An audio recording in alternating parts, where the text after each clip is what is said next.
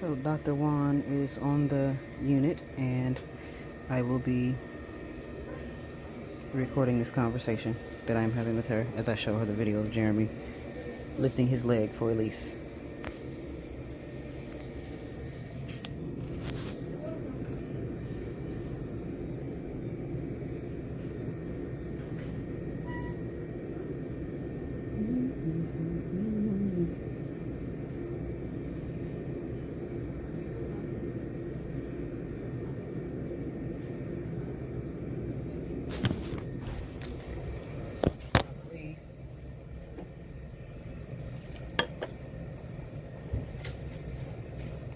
Hi, Dr. Wan.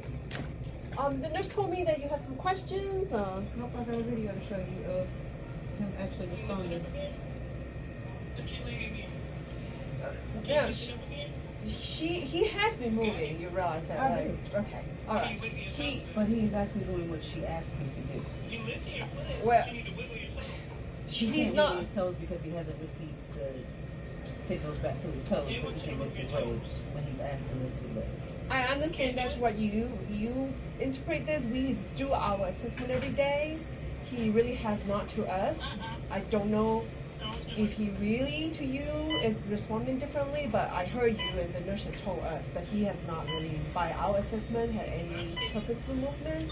What he has is uncontrollable movement that, he actually does those for us, but he doesn't, actually consistently follow what we want him to do. And we do the assessment every shift, and I do this every day.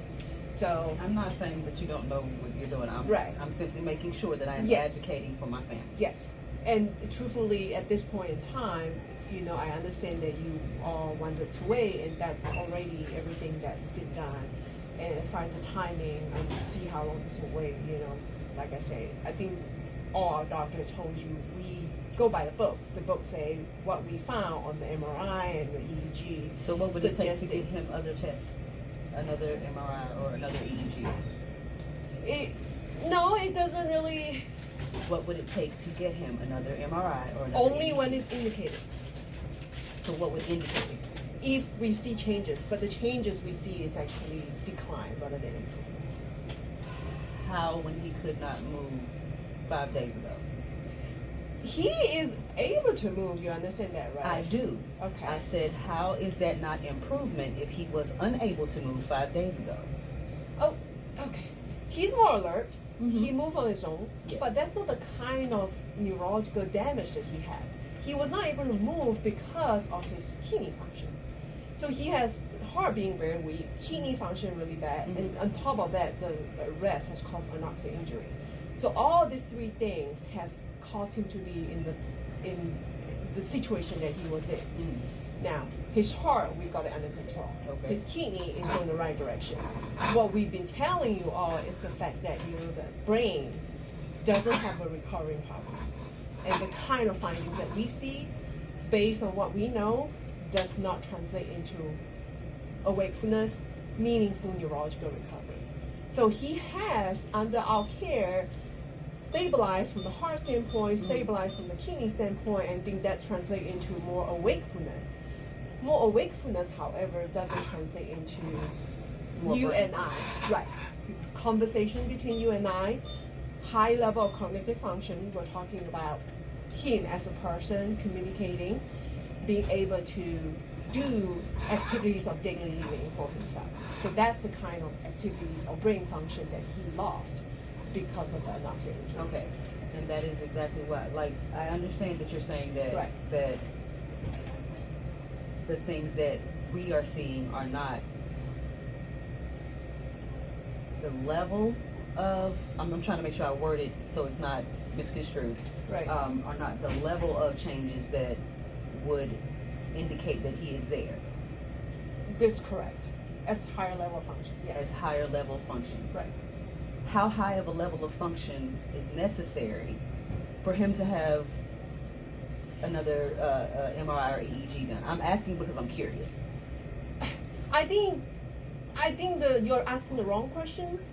The MRI and the EEG actually is not going to give you what you want. which is his I didn't improvement. ask you what I want. I What wasn't we asking want you about see. what I want. I asked what is it that you're looking to see? We're not. We're looking to see him. We're looking to see what he could do. So I mean, Please make that make sense to me because we don't go MRI and EEG. The truth is that when there is neurological injury, only very severe injury show up on the MRI and EEG. okay. So if the MRI, and that is the reason why we predict that he wouldn't wake up, because the MRI and the EEG show damage already. Okay. So if the MRI and the EEG actually didn't show anything, it still doesn't mean that he didn't have injury. It only means that the I'm not injury, disputing that he- right? that So he it has only injury. means that it was not severe enough for it to show up on the MRI and the EEG. We still go back to him. So the most accurate testing of all is how he responds, which is what you are doing. So we don't go by MRI and EEG. At this point in time, what we found in MRI and EEG, it's going to be somewhat irrelevant in his clinical pictures because we know there was already severe damage.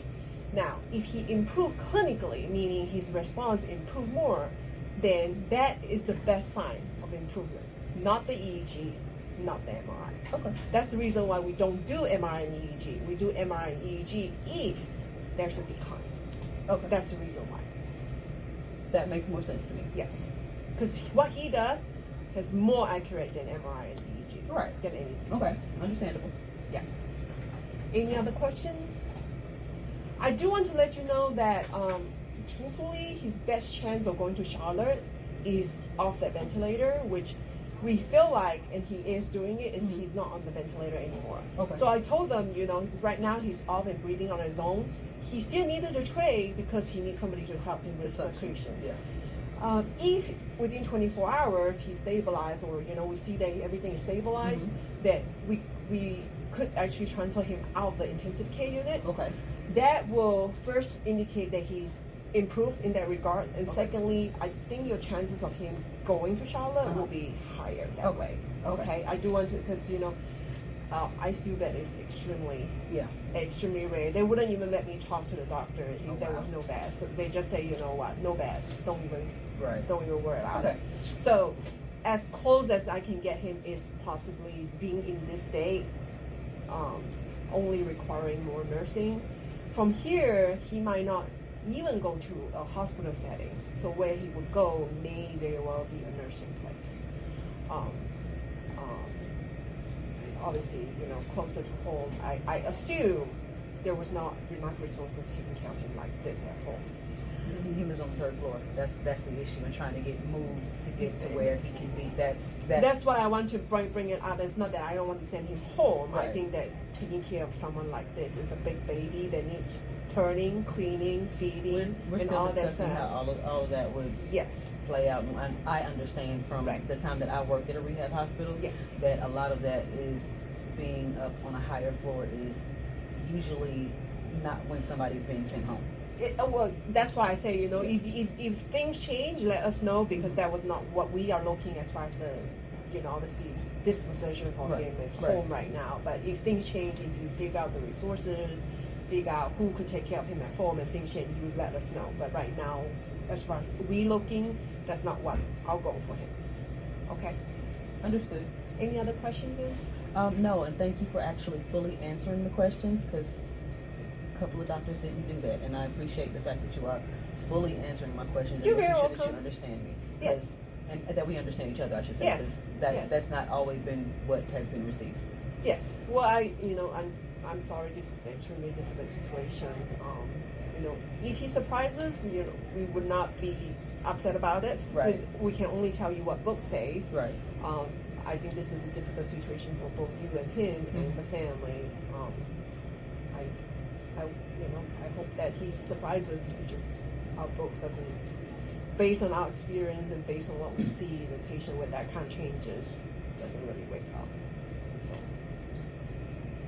He actually does a whole lot more for his fiance than he does for anybody. And Believe it or not, we've been telling him. I say, if you want to prove us wrong, you're gonna have to do the same thing for us as well, not just picking and choosing.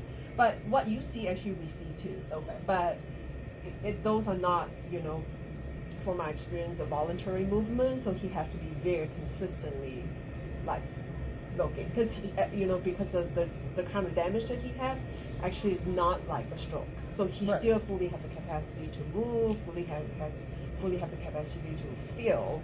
He just doesn't have, the personality and the communication skill that he has. He's been showing us his personality, but the parts that he's showing is like you would have to know him for. Okay. So, I think for me that's why it was so imperative to make sure that you did see that video. Yeah. Because his personality is like I have no better way to say it. He's a bit of a butthole, intentionally. So, him not doing certain things is to us his personality.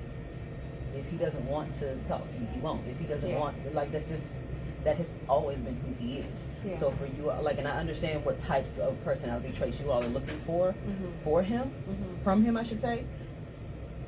But he's still showing us, as his family, the same things that he would have been doing if he were up and about. Okay, good. Well, like I say, I wish I hope he proves us wrong. It's just, we support him and see where he goes from here. Okay? And his kidney function actually has markedly improved as well. So awesome. Right now it's really down training. He's making a lot of good urine. Okay? All right. Thank you very much, Dr. You're welcome. Rohan Sammy. Here, here.